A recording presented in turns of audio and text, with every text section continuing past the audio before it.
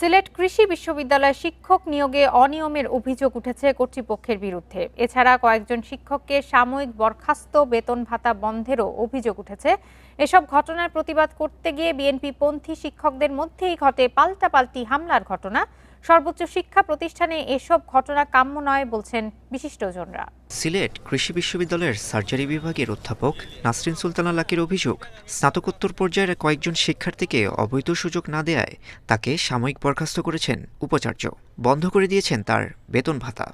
Authority আমাকে marks দিতে বাধ্য করার কথা বলা হয়েছিল এবং হুমকিও দিয়েছিল যে আমাকে ক্লাস পরীক্ষা থেকে বাদ দিবে। তারা ক্লাস পরীক্ষা থেকে বাদ দিয়েছিল, কিন্তু এটা তো পরবর্তীতে ধরা পড়ে যাবে বিধায় তারা আমার বিরুদ্ধে একটা আবেদনের ব্যবস্থা করছিল ছাত্রদের পক্ষ থেকে। সম্প্রতি চলমান বিশ্ববিদ্যালয়ে প্রভাষক নিয়োগে স্বচ্ছতা নিয়ে উঠেছে নানা অভিযোগ।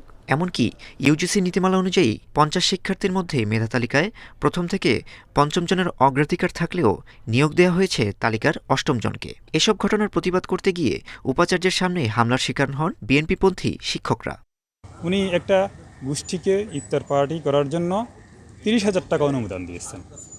অন্যদিকে অন্য একটা ছাত্র সংগঠন জাস্ট ক্যাম্পাসে বসে ইফতার করেছে, এই জন্য উনি তাদেরকে শোকজ করেছেন এবং তাদেরকে এই মানসিকভাবে টর্চার করছেন।